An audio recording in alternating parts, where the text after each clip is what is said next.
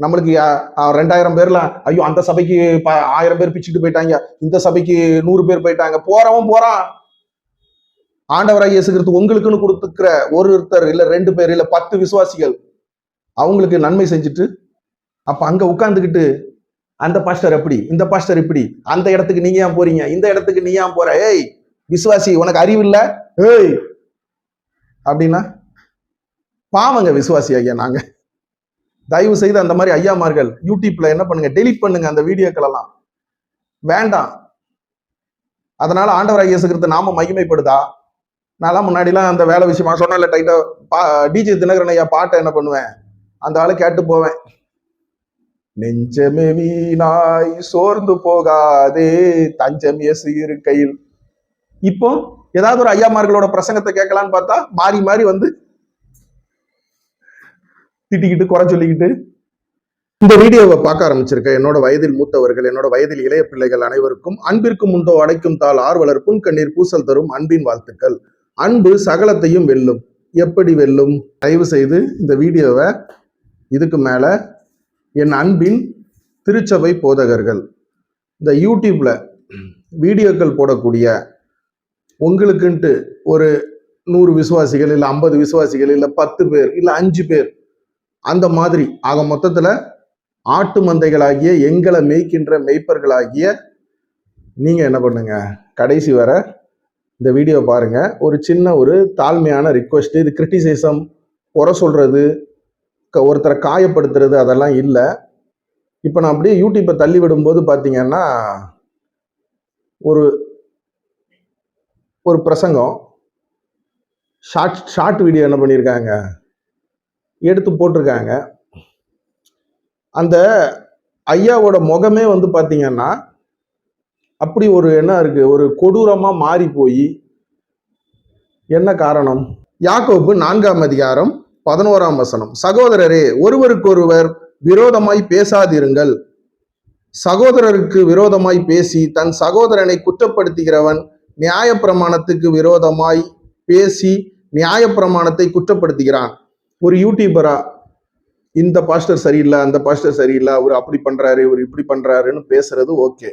இப்போ ஒரு யூடியூபர் பேசுறாங்கன்னா ஒரு ஸ்டூடியோவில் உட்காந்து பேச போறாங்க, அவ்வளோதான், முடிஞ்சு போச்சு. இல்லை வீட்டில் உட்காந்து பேச போறாங்க. அதை பார்க்குறவங்க மல்லாக்க படுத்து கிடந்து என்ன பண்ணுவாங்க, பார்ப்பாங்க. ஓப்பனாக சொல்ல போனால் வேலை வெட்டி இல்லாதவர்கள் அவங்கெல்லாம் என்ன பண்ணுவாங்க, இந்த கிரிட்டிசிசம் சேனல்களை பார்ப்பாங்க, லைக் போடுவாங்க, கமெண்ட் போடுவாங்க. ஓகே, இதை பார்க்கணும்னு கட்டாயம் கிடையாது. இப்போ இந்த வீடியோவே நான் பக்கத்தில் ஒரு பாஸ்டர் போட்டோவை போட்டு பேசுறேன்னா இதை நீங்க பார்க்கணும்னு அவசியம் கிடையாது. உங்களை யாரும் கட்டாயப்படுத்தல, நீங்களா வந்து என்ன பண்றீங்க, பார்க்குறாங்க, ஓகே. ஆனா திருச்சபை பாஸ்டர், திருச்சபை மெய்ப்பன், நம்மளுக்காக ஆண்டவராக இயேசு கிறிஸ்து கொடுத்த விசுவாசிகள் ஆட்டு மந்தைகளை உட்கார வச்சுக்கிட்டு அவங்களுக்கு என்ன பிரசங்கம், அந்த கூட்டத்துக்கு ஏன் போறீங்க, இந்த கூட்டத்துக்கு ஏன் போறீங்க, அவர் அப்படி இவர் இப்படி. இதனால அங்க உட்கார்ந்து இருக்கிற அந்த ஜனங்களுக்கு ஏதாவது புரோஜனம் இருக்கா? புரோஜனம் இல்லாத பிரசங்கம். எதுக்கு வந்து உட்கார்ந்துருக்காங்க? முதல்ல சர்ச்சினா என்ன? ஆண்டவராகிய இயேசு கிறிஸ்துவை ஆராதிக்கிற இடம். அப்படியா? மேடை போட்டு என்ன பண்ணலாம்? இந்த வீடியோ பார்த்துக்கிட்டு இருக்கோம், உங்க தெருக்குள்ள, என் தெருக்குள்ள புளிய மரத்தடியில, நான்லாம் கிராமத்துல திருநெல்வேலி மாவட்டத்துல படிக்கும்போது ஸ்கிரிப்சர் கிளாஸ்ன்ட்டு என்ன பண்ணுவாங்க, மிஷினரி ஊழியத்துல இருந்து அக்காமார் அண்ணன்மார் வந்து லஞ்ச் டைம் முடிஞ்ச உடனே கிறிஸ்தவ பசங்கள்லாம் ஓடுங்களான்னு விரட்டி விடுவாங்க. புளிய மரத்தடியில வச்சு தாத்தா நோவா தாத்தா ஒரு கப்பல் ஒன்று செய்தாருன்னு சொல்லி கொடுப்பாங்க. அதுவும் ஆராதனை தானே, ஆண்டவராய் இயேசு கிறிஸ்துவ மகிமைப்படுத்துற இடம் தானே. அப்ப சர்ச்சு அந்த பில்டிங் எதுக்கு? என்னோட சாட்சியை சொல்றேன். கட்டாயம் இதை திருச்சபை போதகர்கள் அந்த மாதிரி யூடியூப்ல ஒருத்தர் மாத்தி ஒருத்தர் குறை சொல்லிக்கிட்டு இருக்கிற ஐயாமார்கள் கட்டாயம் ஆண்டவராக இயேசு கிறிஸ்து இந்த வீடியோ உங்களுக்கு காமிச்சிருப்பாங்க. நான் எவ்வளவு நேரம் என் சாட்சி சொன்னாலும் கேட்பீங்க. தமிழ்நாட்டில் சுனாமி வந்துச்சு இல்லையா, அப்பத்துல இருந்து நான் கார்மெண்ட்ஸ் முடிச்சு கார்மெண்ட்ஸ்ல இருந்து வெளியே வந்து பேங்கிங் லைன்ல வேலை பார்த்துக்கிட்டு இருந்தேன். அப்பெல்லாம் பாத்தீங்கன்னா வேலை எப்படின்னா செம டைட் ஒர்க்கு. 30ஆம் தேதி மந்த் எண்டு க்ளோசிங்னு சொல்லி 30ஆம் தேதி இல்ல 31ஆம் தேதி செம டார்ச்சர். பேக் எண்ட்ல இருந்து டீம் லீடர்ல இருந்து மேனேஜர்ல இருந்து மாறி மாறி என்ன பண்ணுவாங்க, ஒரு கஸ்டமரை மீட் பண்ண போறது ஆர்பிஐ ரூல் படி 7 மணிக்கு மேல,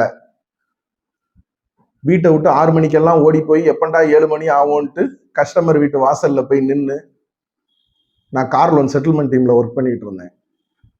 கரெக்டா 30ஆம் தேதி ஒரு கஸ்டமரு, தம்பி 11 மணிக்கு நான் என்ன பண்றேன், ஜிஎன்சிடி ரோட்ல இருக்கிற ஜீவா பார்க் ஆப்போசிட்ல இருக்கிற பேங்குக்கு வந்துடுறேன், நீங்க வந்துருங்க, அங்க வந்து செட்டில்மெண்ட் பண்ணிடுறேன்பாங்க 11 மணிக்கு. அதுக்கப்புறம் பாத்தீங்கன்னா ஒருத்தர், தம்பி பேங்க் ஓப்பன் ஆன உடனே என்ன பண்றேன், உங்களுக்கு டிடி எடுத்து கொடுத்துட்றேன், நீங்க வந்துருங்க, எங்க பூந்தமல்லி சென்னையில.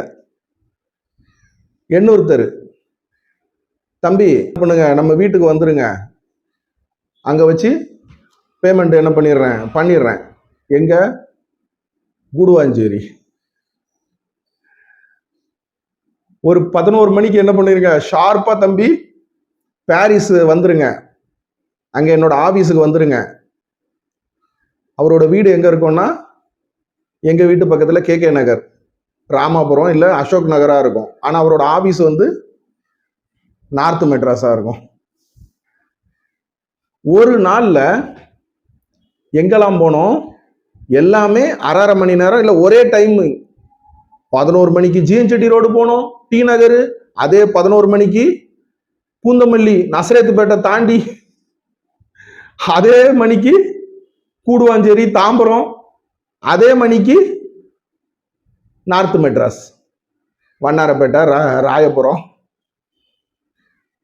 இந்த மாதிரி இருக்கும். எங்கன்னு போவீங்க, பைக்ல முதுகு வலியோட சென்னை சிட்டி ஃபுல்லா மாறி மாறி மாறி மாறி ரவுண்ட் அடிக்கணும். சரி, இதெல்லாம் முடிச்சுட்டு அங்க பேங்க்குக்கு போய் ஜிஎன்சிடி ரோட்ல உட்காந்தா, தம்பி எனக்கு 200வது டோக்கன் பார்த்துக்காம பாரு, நம்ம போகும்போது 50வது டோக்கனா இருக்கும்.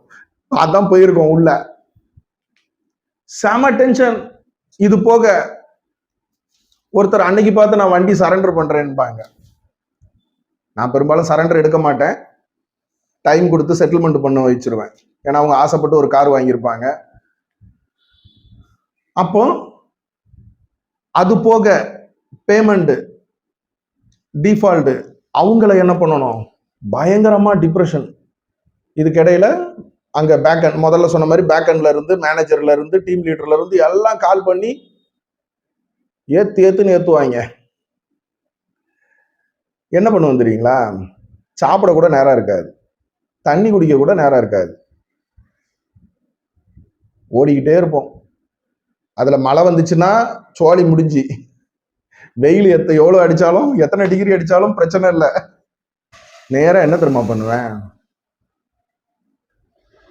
ஏதாவது ஒரு சர்ச்சுக்குள்ள போய் என்ன பண்ணிடுவேன், அந்த தாம்பரம் சேலையூர் அந்த ரூட்டுக்கு போனீங்கன்னா வலது பக்கம் அது அந்த காலேஜ் எல்லாம் தாண்டி ஒரு சிஎஸ்ஐ சர்ச் ஒன்று இருக்கும், அது எப்பவுமே திறந்துருக்கும், ஒரு வாட்ச்மேன் அண்ணன் மட்டும்தான் இருப்பாரு.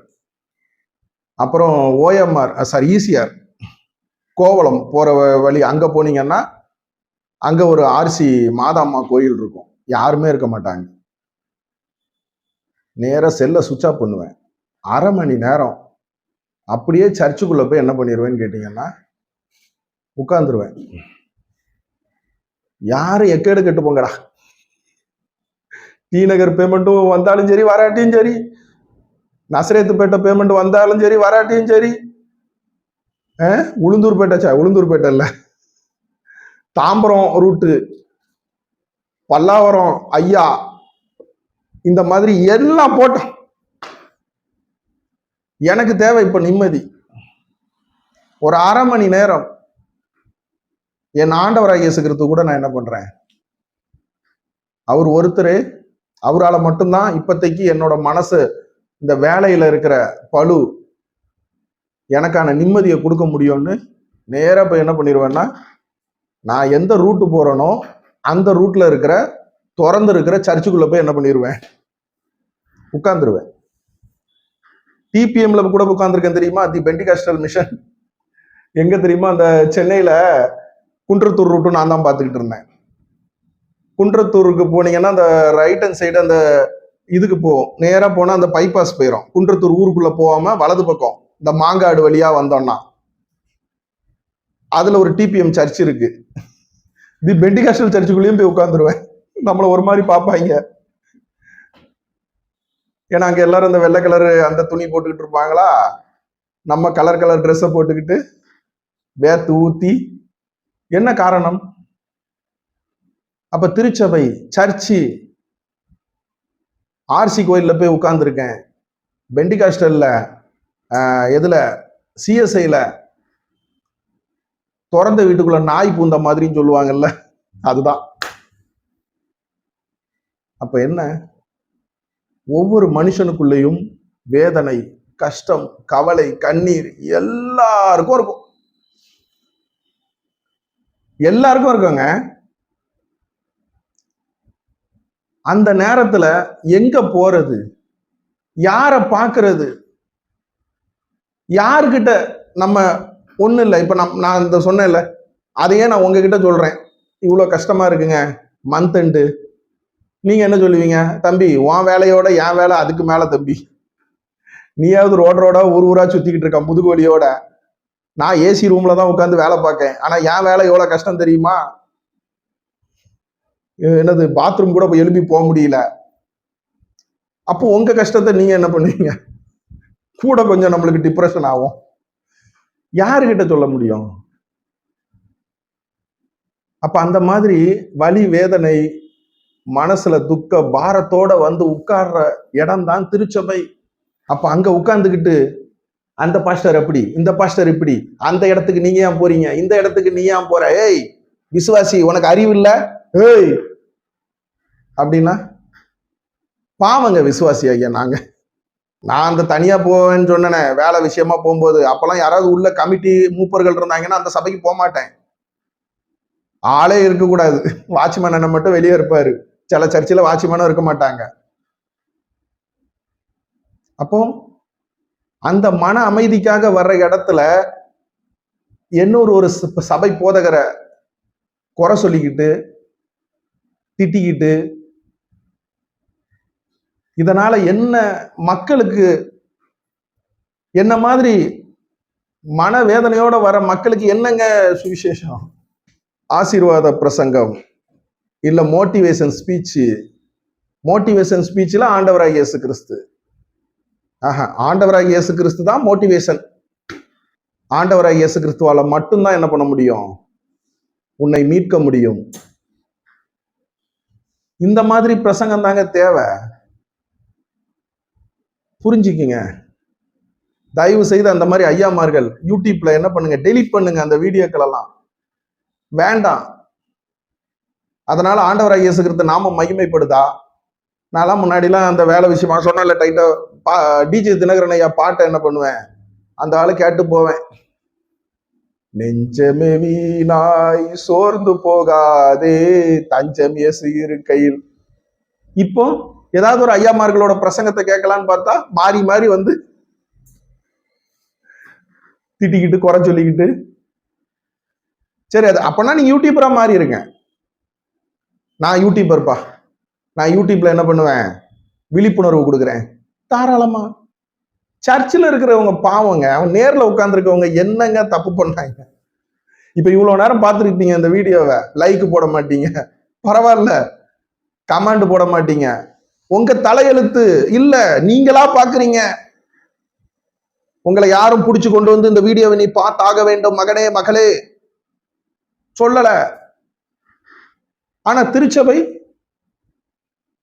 நம்மளா வாங்க வாங்கன்னு உட்கார வச்சுக்கிட்டு, அங்க உட்கார்ந்துக்கிட்டு, அங்க நின்னுகிட்டு, மேடையில வச்சுக்கிட்டு, என்னையா அந்த பாஸ்டர் அப்படி, இந்த பாஸ்டர் இப்படி, தேவையில்லையா? ஆண்டவராகிய இயேசு கிறிஸ்துவோட எங்க பைபிள் வசனத்துல பஞ்சமாங்க. இதுல இதுல இதுல இருக்கிற எல்லாத்தையும் நம்ம பேசி முடிச்சிட்டோமா? அப்துல் கலாம் ஐயா மாதிரி கனவு, என்ன கனவு? நம்ம திருச்சபைக்கு 2000 ஆத்துமாக்கள் வர வேண்டும், 10,000 ஆத்துமா வர வேண்டும்னு ஜெபம் பண்ணுங்க. கட்டாயம் ஆண்டவராகிய இயேசு கிறிஸ்து என்ன பண்ணுவாங்க? அப்துல் கலாம் ஐயா அந்த விஞ்ஞானி சரியில்லை, இந்த விஞ்ஞானி சரியில்லை, அவர் அப்படி இவர் இப்படி நான் சொன்னாப்ல, அவரோட வேலையை அவர் பார்த்துட்டு போயிட்டாரு. அதனாலதான் நம்மளுக்கு என்ன இருக்கு?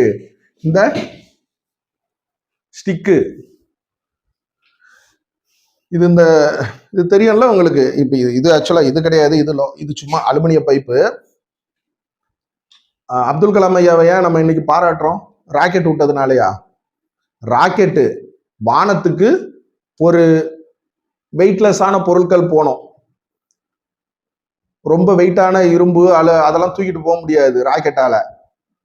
அந்த மாதிரி வெயிட்லெஸ் பொருட்கள், அந்த வெயிட்லெஸ் பொருட்களை வச்சு கால் இல்லாதவங்களுக்கு என்ன பண்ணாப்ல அப்துல் கலாம் ஐயா? செயற்கை கால். அப்ப ஒரு கால் இல்லாதவங்களுக்கு கால்ல நரம்பு கிடையாது, எலும்பு கிடையாது. விபத்துல கால் எடுக்கப்பட்டவங்க, இல்ல சுகர்ல கால் எடுக்கப்பட்டவங்க, அப்ப நரம்பு எலும்பு இல்லாம அந்த கால் என்ன ஆகாது? பலன் கிடையாது. அப்ப ஒரு செயற்கை காலை தூக்கி நடக்கணும்னா வெயிட்லெஸ்ஸா இருக்கணும்ல. ராக்கெட்ல உள்ள மெட்டீரியலை வச்சு அந்த கால் இழந்தவர்களுக்கு என்ன பண்ணாப்ல அப்துல் கலாம் ஐயா? செயற்கை கால். இது கிடையாது, இது அலுமினிய பைப்பு. அது கொஞ்சம் ரேட்டு கூட வரும். நான் ஒருத்தருக்கு வாங்கி கொடுக்கறதுக்கு விசாரிச்சேன், அது 50,000 ரூபாய்க்கு மேல வருது பட்ஜெட்டு.